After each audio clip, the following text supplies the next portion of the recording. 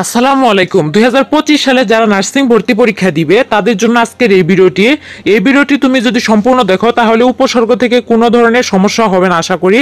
কারণ উপসর্গ থেকে কি ধরনের প্রশ্ন আসে এই ভিডিওতে তার ডেমো কপিগুলো দেখাবো। তবে ভিডিওটি শুরু করার আগে সবার কাছে বলবো আমাদের চ্যানেলটি অবশ্যই সাবস্ক্রাইব করে রাখবে আর ভিডিওতে অবশ্যই একটি লাইক করবে।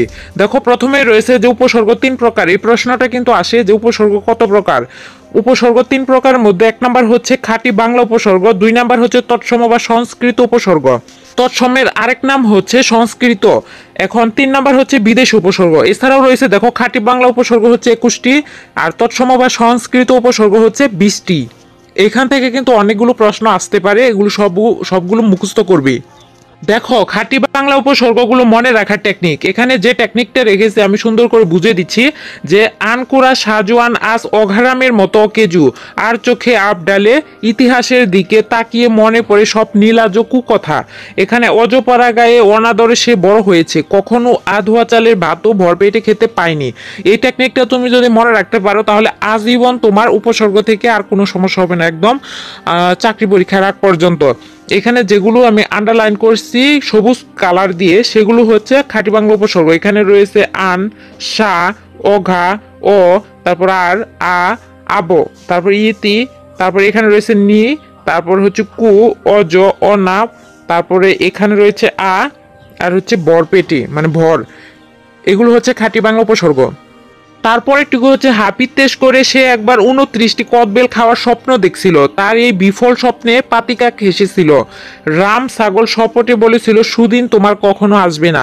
এখানে সেরকম করে তোমার যে আগের মতো করে তুমি এগুলো কি করবে নোট করে রাখবে, এটা কিন্তু অবশ্যই নোট করে রাখবে, না হলে কিন্তু এটা হারিয়ে যাওয়ার সম্ভাবনা থাকবে।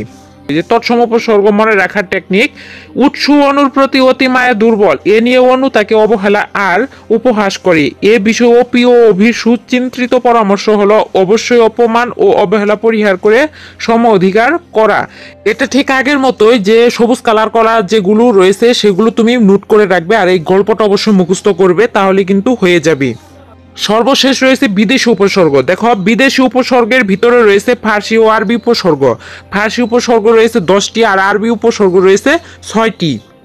ফার্সি উপসর্গ মনে রাখার টেকনিক, এখানে রয়েছে নিমবাবু বেদব বদমাস নালায়েক, কম জানা বকলম ফিরোজকে কারচুপি করে দর থেকে বরখাস্ত করে দেন।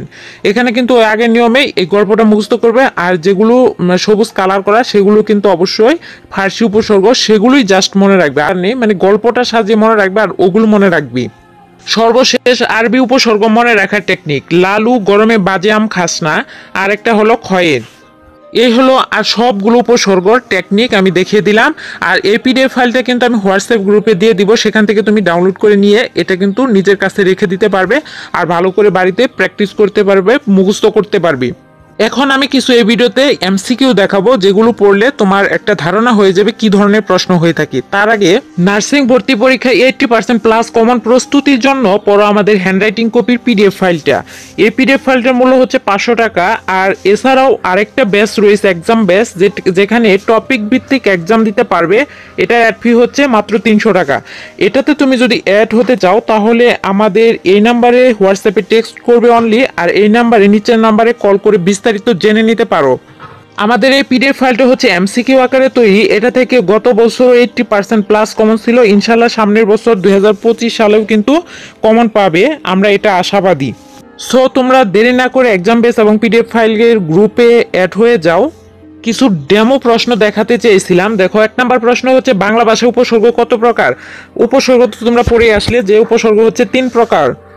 খুব সুন্দর একটা প্রশ্ন যে উপসর্গ বসে শব্দের আগে পরে মাঝে শেষে, এটা হচ্ছে শব্দের আগে বসে, যেমন অকাজ আমি যদি লিখি তাহলে ও একটা উপসর্গ আর কাজ হচ্ছে একটা শব্দ, এখানে ওটা কিন্তু উপসর্গ, তাহলে শব্দের আগে কিন্তু বসেছে, তাহলে রাইট আনসার কিন্তু শব্দের আগে হবে। 3 নাম্বার প্রশ্ন উপসর্গ ব্যাকরণের কোন অংশের আলোচ্য বিষয়। এখানে তোমাদের এটা হচ্ছে রাইট আনসার হচ্ছে রূপতত্ত্ব, তবে তোমাদের কাছে আমাদের একটা কোশ্চেন থাকবে, সেটা হচ্ছে যে রূপতত্ত্বের অপর নাম কি। রূপতত্ত্বের কিন্তু আরেকটা নাম রয়েছে, এটার উত্তরটা তোমরা আমাদেরকে কমেন্ট বক্সে জানিয়ে দিবে। দেখো এই যে 4 নম্বর প্রশ্নটা এসে গেছে যে বাংলা উপসর্গের উদাহরণ কোনটি। বাংলা উপসর্গের উদাহরণ হচ্ছে পাতি, রাইট আনসার হবে। এটা আমি বলে দিলাম, তাহলে বুঝতে পারলে যে কি ধরনের প্রশ্ন উপসর্গ থেকে আসতে পারে। তাহলে এই প্রশ্নগুলো তোমাদেরকে কিন্তু অবশ্যই আয়ত্ত করতে হবে।